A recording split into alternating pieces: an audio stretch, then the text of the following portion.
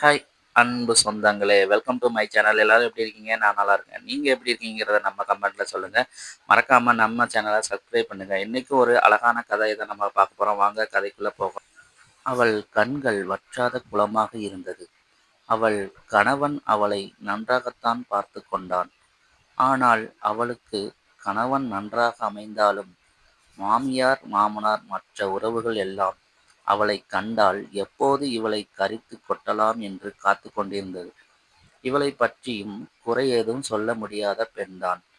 திருமணம் முடிந்து நல்ல முறையில்தான் நகையுடன் வந்தாள். அவர்கள் யாவரையும் நல்ல முறையில்தான் கவனித்தும் கொண்டாள்.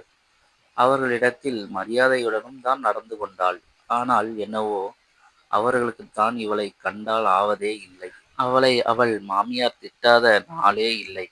அவளைத் திட்டினால்தான் அவளுக்கு அந்த நாள் பொழுது போனது போல் தெரிந்தது. அந்த அளவுக்கு வக்கிரமாக இருந்தாள் அவள் மாமியார். அவளே ஒரு நாள் கேட்டுவிட்டாள். ஏன் மாமி, என்னை உங்களுக்கு பிடிக்கவில்லையா? ஏன் எப்போதும் என்னை திட்டிக் கொண்டே இருக்கின்றீர்கள் என்று. அதற்கு அவள் மாமியார், ஏன் உன்ட்ட அவசியம் சொல்லணுமா? அவ்வளவு பெரிய மகாராணியா நீ? நீ கேட்ட உடனே சொல்லிடணுமா? ஒழுங்கா போயிரு. இல்லன்னா எனக்கு கண்ட கோவம் வரும். அப்புறம் என் கைதான் பேசும் அப்படின்னு கோவமா சொன்னான். அவ அத கேட்டுட்டு பாவம் அழுது கொண்டே மெதுவா நடந்து போனா. அவள பார்க்கவே ரொம்ப பாவமா இருந்தது. ஆனா அவள் மாமியார் அவ போனதும் நினைச்சுக்கிட்டா, நான் என் மகனுக்கு என்னோட அண்ணன் பொண்ணு ஸ்ரீதேவி மாரி இருப்பா. அவளத்தான் என் பையனுக்கு கட்டி வைக்கணும்னு நினைச்சேன். ஆனா இவன் இந்த மூதேவி தான் வேணும்னு சொல்லி இவளத்தான் கட்டுவேன்னு ஒத்த கால்ல நின்னு சாதிச்சுட்டான். இவள பார்க்கும்போது எனக்கு அப்படியே எரியுது அப்படின்னு நினைச்சுக்கிட்டா. அவனுக்கு இவள ஏன் பிடிச்சதுன்னா, இவ ரொம்ப நல்ல குணம். எப்படின்னா, ஒரு வாட்டி இவன் பைக்ல வந்துட்டு இருந்தான். அந்த வழியா ஒரு அம்மா நடந்து போனது. திடீர்னு அவங்க மயங்கி விழுந்துடுறாங்க. எல்லாரும் வேடிக்கை பார்த்துட்டு இருந்தாங்க. இவனும் அந்த அம்மாவுக்கு உதவ நினைச்சான்.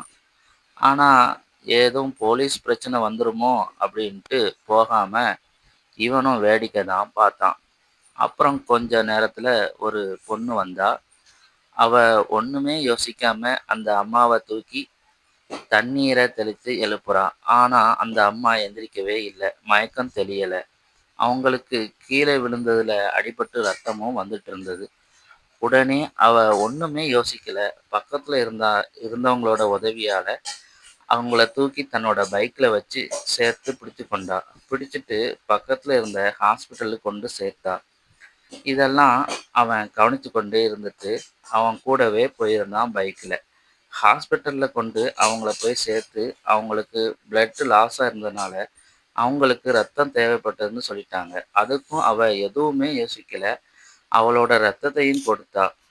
கொடுத்துட்டு அவங்க மயக்கம் தெளியிற வரைக்கும் அவங்க பக்கத்திலே இருந்து கவனிச்சுக்கிட்டா.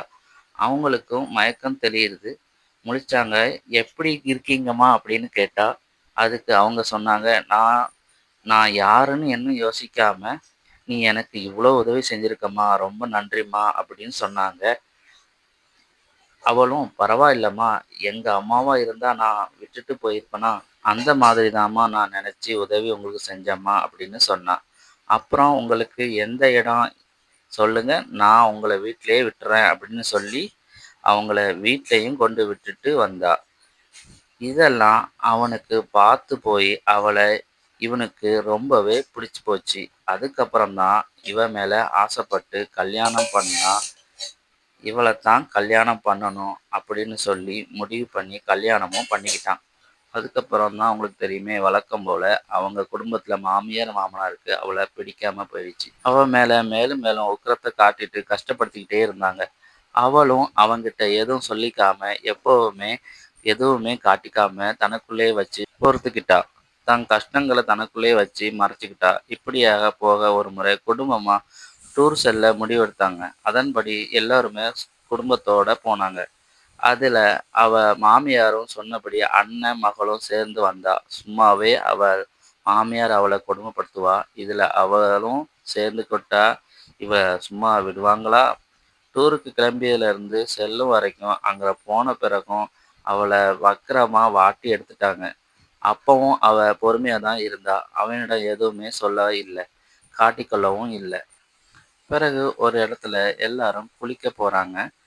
ஒரு இடத்துல பெண்கள மட்டும் குளிக்க வச்சுக்கிட்டு, ஆனா பாதுகாப்பான இடம் தான். ஆண்கள் மட்டும் பக்கத்துல சுற்றி பார்க்க போகணும்னு சொல்லிட்டு கிளம்பிட்டாங்க. அப்போ அவளும் அவ மாமியாரு, மாமியாரோட அண்ணன் பொண்டு எல்லாம் சேர்ந்து நிக்கிறாங்க.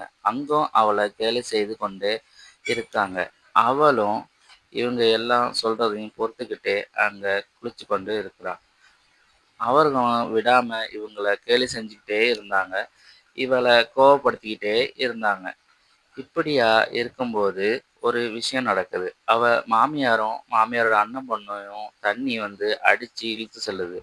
அப்போ அவ மாமியாரோட அண்ணன் பொண்ணு அவ மாமியார தள்ளி விட்டுட்டு, அவ மட்டும் தப்பிச்சு வந்துடுறா. ஆனா அவ மாமியார் மாட்டிக்கொள்றா.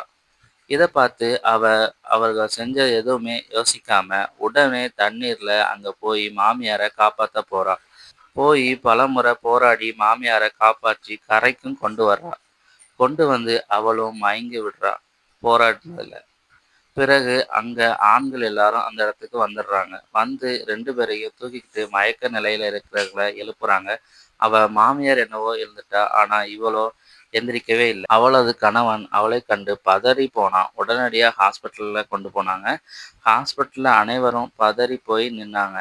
அவ மாமியார் அதிலும் அதிகமா பதறி போய் நின்னா. அவளுக்கு அப்பதான் புரிஞ்சது. தான் எவ்வளவுதான் அவள கஷ்டப்படுத்தினாலும், அதெல்லாம் யோசிக்காம தன்னை காப்பாத்த போய் தானே அவளுக்கு இந்த நிலை அப்படின்னு வருத்தப்பட்டா. அவ எப்போது கண் விழிப்பா என்று எதிர்பார்த்து கொண்டிருந்தா. பின்பு கொஞ்ச நேரம் கழிச்சு அவளாக கண் விழிக்கிறா. அனைவரும் அவளை பார்த்து சந்தோஷப்படுகிறாங்க. அவ அவ மாமியார் அவ கையை பிடித்து கொண்டு, நான் யாரையெல்லாம் பெரிதா நினைச்சேனோ அவங்க எல்லாம் என்னை தள்ளி விட்டுட்டு சென்றபோது நீதான் என்னை காப்பாற்றின. நான் உன்னை எவ்வளோ கஷ்டப்படுத்தியிருக்கேன். என்னை மன்னிச்சிடு அப்படின்னு அழுது கேட்டா. அப்போது அவ ஒரு பதில் சொல்றா. அதை கேட்டு அவ மாமியார் மட்டுமில்ல அனைவரும் கண் கலங்கி போய் நின்றாங்க. அப்படி என்ன சொன்னான்னா, இல்லம்மா நீங்க என்ன திட்டினது எதுவுமே நான் மனசுல வைக்கல. உண்மைய சொல்லப்போனா என்னை திட்டுறதுக்கு எங்க வீட்டில் யாருமே இல்லை. நான் அம்மா இல்லாம வளர்ந்த பொண்ணு. அம்மாவோட திட்டு எப்படி இருக்கும்னு எனக்கு தெரியாது. நீங்க என்ன திட்டும்போது எல்லாமே எங்க அம்மா திட்டுற மாதிரி தான் நான் நினைச்சேன். எங்க அம்மா திட்டுனா எப்படி எடுத்துக்கணும் அதே மாதிரி தான் எடுத்துக்கிட்டேன். நீங்க எதுவும் மனசுல வச்சுக்காதீங்க மாமி. எனக்கு அம்மா இல்லாத குறைய நீங்க தான் தீர்த்து வச்சீங்க அப்படின்னு கண்ணுல கண்ணீரோட சொன்னா. இத கேட்ட நம்மளுக்கு நம்ம கண்ணுல கண்ணீர் வருதுல்ல. அப்படித்தான் எல்லோரும் கலங்கி போய் நின்னாங்க. அதுக்கப்புறம் அவ மாமியாரு வந்து அவள மகளாத்தான் பார்த்தாங்க. அதுக்கப்புறம் குடும்பமா சந்தோஷமா வாழ்ந்தாங்க. இந்த கதை உங்களுக்கு பிடிச்சிருந்தா லைக் பண்ணுங்க, ஷேர் பண்ணுங்க, கமெண்ட் பண்ணுங்க.